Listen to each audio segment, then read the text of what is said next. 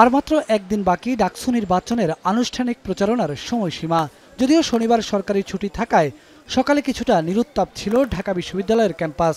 অবশ্য বেলা বাড়তেই প্রার্থীদের পদচারণায় মুখর হয়ে ওঠে বিশ্ববিদ্যালয় আঙ্গিনা। অল্প সংখ্যক বুথে কিভাবে ভোট দিবে, আদৌ সবাই ভোট দিয়ে শেষ করতে পারবে কিনা সেটা চ্যালেঞ্জ হিসেবে দেখছেন ছাত্র শিবির সমর্থিত প্যানেলের জিএস প্রার্থী SM ফরহাদ। ভোট কেন্দ্র পাড়ানোর পর তাও পর্যাপ্ত নয় বলে জানান তিনি।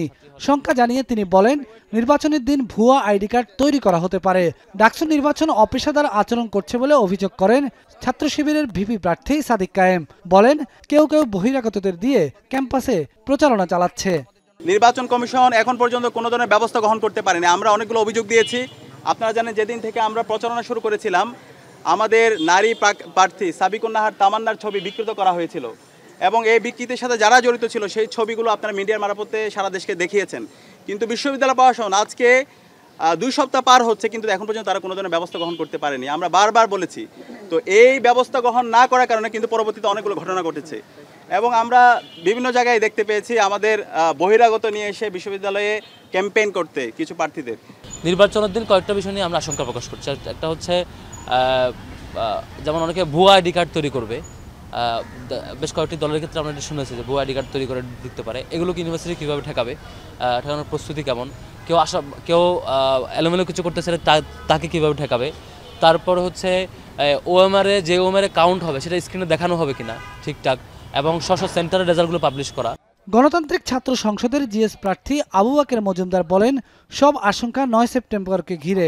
নির্বাচন কমিশনের নিরপেক্ষতার গ্রহণযোগ্যতা হারিয়েছে বলেও অভিযোগ করেন তিনি। নির্দিষ্ট জনকে ভিপি ও জিএস বানানোর চেষ্টা চলছে বলেও অভিযোগ তার। জাস্ট সিম্পল, এটা এখানে মানে এমন কোনো চাপ প্রয়োগের কিছু নাই। মাহিন সরকার খুবই গার্ডসোলা লোক। সে আপনারা জুলাইতে দেখেছেন, তো তাকে এত হীনভাবে উপস্থাপন করা এটা মনে হয় তার জন্য লজ্জাজনক। আপনারা যেভাবে বলতেছেন, আমি মনে করি, কারণ মাহিন সরকার যে ধরনের গার্ডসোলা সে শেখ হাসিনাকে চ্যালেঞ্জ করেছে, তারা যদি আপনি মনে করেন যে এখান থেকে চাপ দিয়ে করিয়েছে, এটা দুঃখজনক। এবং যারা এই ধরনের ফ্রেমিং করতেছে, আমি তাদেরকে বলবো যে মানে আপনারা তাহলে জুলাইকে আসলে ছোট করতেছেন আর কি।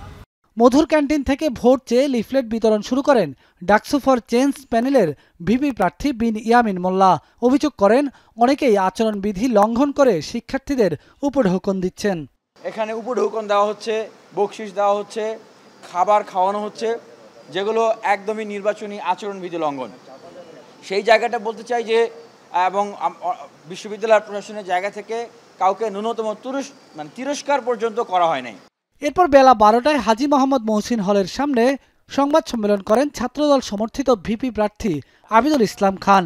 বলেন, নির্বাচিত হলে সাম্প্রদায়িক সম্প্রীতি বজায় রেখে কাজ করে যাবেন নিরাপদ ক্যাম্পাসের জন্য। সম্প্রীতির জন্য থ্রেট আমার দৃষ্টিকোণ থেকে সেটা আমরা দেখতে পাচ্ছি না। তবে ঢাকা বিশ্ববিদ্যালয়ের সকল ধর্ম, বর্ণ, গোত্র নির্বিশেষে প্রত্যেকের তাদেরকেই বেছে নেওয়া উচিত যারা হচ্ছে যে কোনো প্রকার হচ্ছে যে সাম্প্রদায়িক ইস্যুতে কিংবা হচ্ছে যে কোনো বিভাজনে কিংবা হচ্ছে যে সকলের অধিকারের ব্যাপারে যারা সোচ্চার থাকবে তাদেরকেই তাদের বেছে নেওয়া উচিত। শেখ ফজিলাতুন নেসা মুজিব হলে প্রচারণা চালান স্বতন্ত্র ভিপি প্রার্থী উমামা ফাতেমা। নারী শিক্ষার্থীদের ভোট কেন্দ্রে নিয়ে আসাই সবচেয়ে বড় চ্যালেঞ্জ বলে উল্লেখ করেন তিনি। এখানে মেয়েদেরকে ভোট কেন্দ্রে নিয়ে আসার ক্ষেত্রে যেটা প্রথম চ্যালেঞ্জ, সেটা হচ্ছে ক্যাম্পাস যেহেতু বন্ধ করে দিয়েছে, অনেক মানে হয়তো বন্ধ উইথড্র করা হয়েছে, কিন্তু এটার পরও দেখা যাচ্ছে অনেক স্টুডেন্ট তারা বাসায় চলে গেছে। অনেকে কিন্তু পিএল চলছে, তারা বাসায় চলে গেছে। আবার দেখা যাচ্ছে ডাকসুকে একটা পলিটিক্যাল প্ল্যাটফর্ম হিসেবে চিন্তা করা হয়, তো তাই অনেক ফিমেল স্টুডেন্টদের ফ্যামিলি থেকে কল দিয়ে কিন্তু তাদেরকে বাসায় নিয়ে যাওয়া হয়েছে। তো সেই জায়গায় আমরা মনে করি যে ভোট কেন্দ্রে মেয়েদের অংশগ্রহণের ক্ষেত্রে এটা একটা বাধা হয়ে দাঁড়িয়েছে। বেলায়েত হোসাইন, এখন Dhaka. Colour expert, George sap এবং মাইল্ড অন হ্যান্ডস টেকনোলজি সমৃদ্ধ অরিক্স ক্রিস্টাল ওয়াশ আপনার লন্ড্রি এক্সপার্ট।